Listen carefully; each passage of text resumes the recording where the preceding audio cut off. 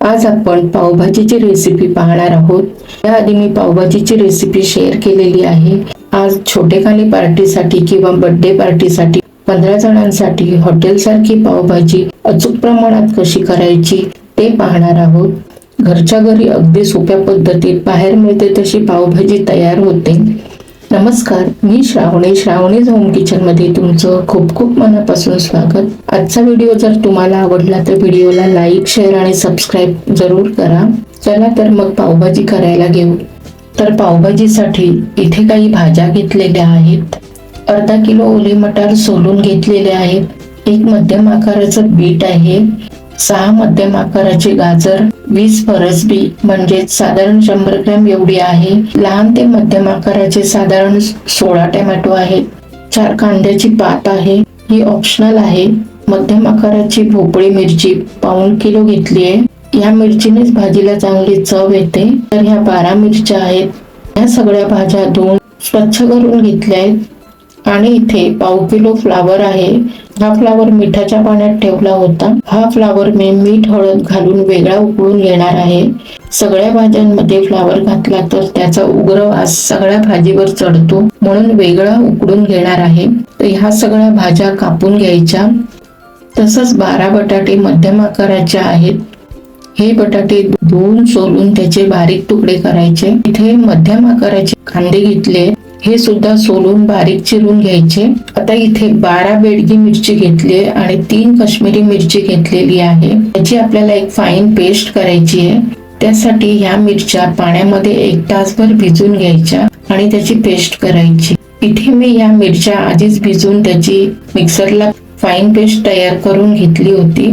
अशी पेस्ट बनवली तर भाजीला रंग चांगला येतो। हा फ्लावर सुद्धा मीठ आणि हळद घालून पाण्यातून थोडा शिजून घेतला आहे। ह्याचं पूर्ण पाणी बाहेर काढून फक्त फ्लावरच घ्यायचा आहे। आता एका मोठ्या कुकर मध्ये 3-4 मोठे चमचे तेल गरम करायचं। तेल गरम झालं की 1 चमचा जिरं फोडणीला द्यायचं। जिरं चांगलं तडतडू द्यायचं। नंतर गॅस लहान करून 3 चमचे पावभाजी मसाला त्यामध्ये घालायचा। मसाला चांगला मिक्स करून घ्यायचा। मसाला करपायच्या आधी कापलेले टोमॅटो घालायचे। मोठ्या गॅसवर छान परतून घ्यायचे। टोमॅटो तेल सुटेपर्यंत परतून तो चांगला एकजीव करून घ्यायचा आहे। तुम्ही भाज्या नुसत्या कुकरमध्ये उकडून भाजी पण करू शकता, पण अशी फोडणी देऊन भाज्या शिजवल्या की पावभाजीला चव चांगली येते। आता ह्यातलं पाणी कमी झालंय, टोमॅटो चांगला शिजला सुद्धा आहे। आता ह्यात बीट घालायचं, तो थोडा परतून घ्यायचा आहे। बीट घालून झालं की बटाटा घालायचा। बटाटा चांगला मिक्स करून घ्यायचा। नंतर फरसबी ऍड करायची, मटार घालायचे, कापलेले गाजर घालायचे। इथे भाज्या तुमच्या आवडीप्रमाणे कमी जास्त करू शकता। फक्त बीट आणि गाजर थोड्या प्रमाणात घ्यायचे। जास्त बीट आणि गाजरने भाजी गोडसर होते। आता या भाज्या सर्व एकत्रित करून घ्यायच्या। मग शिजलेला फ्लावर मिक्स करायचा। अशा फ्लावरने भाजीला उग्र वास येत नाही। भाजी सर्व छान मिक्स करायची। भाजीला मसाला चांगला लागला पाहिजे। आता इथे मीठ घालायचं आहे।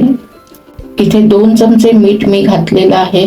भाज्या सर्व मिक्स करून घ्यायच्या। 3-4 मिनिटांनी या भाजीचं पाणी उकळलं आहे। तर आता ह्यात ही भाजी बुडेल इतपत गरम पाणी घालायचं आहे। गरम पाणी घातलं की भाजी लवकर शिजते। 3 ग्लास पाणी घालून भाजी मिक्स करायची। त्यानंतर अजून 1 ग्लास पाणी घालायचं आणि भाजी चांगली मिक्स करून घ्यायची। तुम्ही बघू शकता आता भाजीला चांगली उकळी आली आहे। ह्या स्टेजला कुकरचं झाकण लावून 2 शिटी करून घ्यायची। 2 शिटी झाल्यावर 3री शिटी व्हायच्या आत गॅस बंद करायचा। 5 मिनिटांनी कुकर थंड व्हायला आला की कुकरचं झाकण उघडलंय। सगळ्या भाज्या शिजलेल्या आहेत। फक्त बीट थोडं कमी शिजलंय, ते वेगळं बारीक करून घ्यायचंय। आता ही भाजी गरम असतानाच त्याचं पाणी गाळून घ्यायचं। तर इथे चाळणीवर भाजी काढून गरम असतानाच स्मॅश करून घ्यायची। अशी थोडी थोडी करून सगळी भाजी मॅश करून घ्यायची आहे। हे सगळं भाजीचं पाणी गाळून घेतलेलं आहे, ते आता सध्या बाजूला ठेवायचंय। नंतर ते भाजी शिजताना लागणार आहे। तोपर्यंत ही सर्व भाजी स्मॅश करून घ्यायची. तर ह्या सर्व भाज्या स्मॅश करून घेतलेल्या आहेत. आता एका मोठ्या पातेल्यात किंवा मोठ्या कढईमध्ये अर्धी वाटी एवढं तेल घ्यायचंय. तेल चांगलं गरम करायचं. त्यात 100 ग्रॅम एवढं बटर गरम करायचं. इथे मी बटरची 2 पाकिटं असतात ती घातलेली आहे. बटर छान वितळू द्यायचं. हे बटर करपायच्या आत बारीक कापलेली शिमला मिरची परतून घ्यायची. अशा पद्धतीने भोपळी मिरची आधी परतून घेतली की तिचा विशिष्ट वास असतो तो निघून जातो आणि पावभाजीला चव चांगली लागते. मध्यम ते मोठ्या आचेवर मिरची चांगली परतून घ्यायची. सुरुवातीला मिरचीला पाणी सुटणार, नंतर हळूहळू मिरची चांगली शिजून तिला तेल सुटायला लागणार. मिरचीचा ओलसरपणा गेला आणि तेल सुटायला लागलं की बारीक चिरलेला कांदा घालायचा. बरोबर पातीचा कांदा घेतला होता तो पण घालायचा. आता मोठ्या गॅसवर कांदा चांगला परतून घ्यायचा. 4-5 मिनिटांनी कांद्याचा ओलसरपणा गेला आणि कांदा चांगला शिजला की 3 ते 4 चमचे आलं लसूण पेस्ट घालायची. ती चांगली परतून घ्यायची. आलं लसूण पेस्टचा कच्चेपणा गेला की 1 चमचा मीठ घालायचं. आधी 2 चमचे मीठ भाजीत घातलं होतं. आता मध्यम आचेवर छान परतून घ्यायचंय. भाजीमध्ये आधी 3 चमचे पावभाजी मसाला घातला होता, तर आता 6 चमचे पावभाजी मसाला घालायचा. म्हणजे साधारण 60 ग्रॅम एवढा पावभाजी मसाला वापरायचा आहे. मसाला चांगला परतून घ्यायचा. कांद्याला मसाला एकसारखा चांगला लागला की तयार मिरचीची पेस्ट घालायची. इथे तुम्ही मिरची पेस्ट ऐवजी लाल मिरची पावडर घातली तरी सुद्धा चालेल. अशा पद्धतीने पेस्ट घातली की भाजीला रंग सुरेख येतो. इथे 6 ते 7 चमचे मिरची पेस्ट घातलेली आहे. मसाला आवडीप्रमाणे घालायचा आहे. किती कमी तिखट हवा तसा. आपण ही भाजी मध्यम तिखट चवीची बनवत आहोत, त्यासाठी मिरची पावडर ही एवढी घातलेली आहे. आता ही मिरची पेस्ट छान परतून घ्यायची. असं हे परतून झाल्यावर काय मस्त फोडणीचा सुगंध पसरलाय. आता इथे भाजी शिजताना मॅशरने थोडं मॅश करून घ्यायचं. अशी भाजी कमी असताना स्मॅशरने मॅश करून घेतलंय. 5 मिनिट भाजी परतल्यावर भाजीचं गाळलेलं गरम पाणी ह्या भाजीमध्ये थोडं मिक्स करून घ्यायचं आणि भाजी चांगली शिजून घ्यायची. भाजी शिजून तेल सुटलं की मॅश केलेली भाजी यात मिक्स करायची. मी बीट बाजूला करून वेगळं बारीक केलं होतं ते पण घातलंय. थोडी थोडी भाजी घालून मिक्स करून घ्यायची. अशी ही सगळी भाजी मोठ्या गॅसवर परतून घेतली.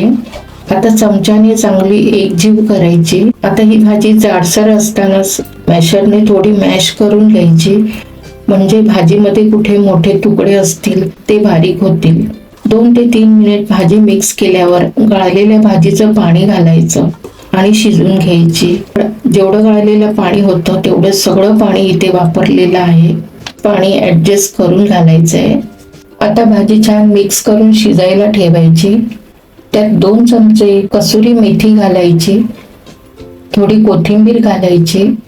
वर 1 लिंबाचा रस घालायचा आणि भाजी चांगली शिजून घ्यायची. मस्त अशी पावभाजी तयार झाली आहे.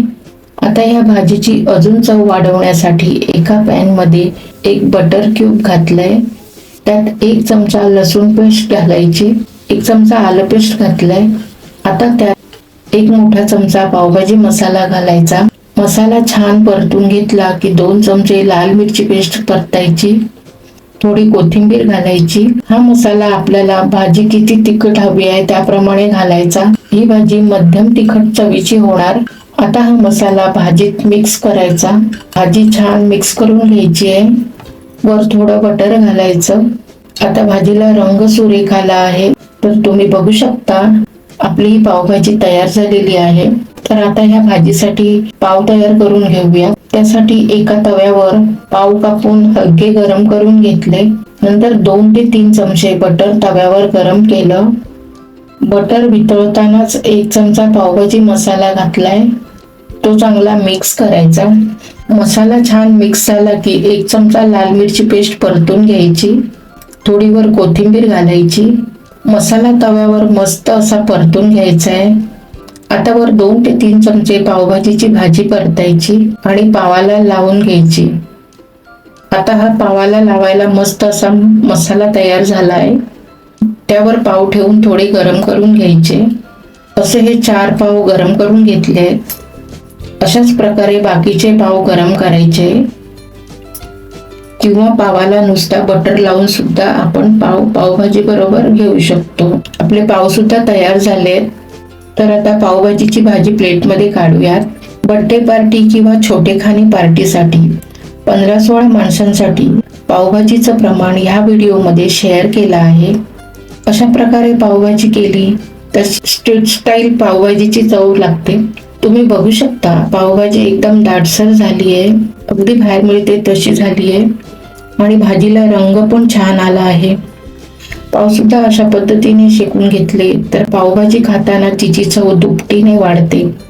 तुमच्या घरी कधी पाहुणे आले असतील आणि एकच काहीतरी खायचा प्रकार करायचा असेल तर अशी पावभाजी एकदा नक्की ट्राय करून पहा. खूप छान पावभाजी तयार होते.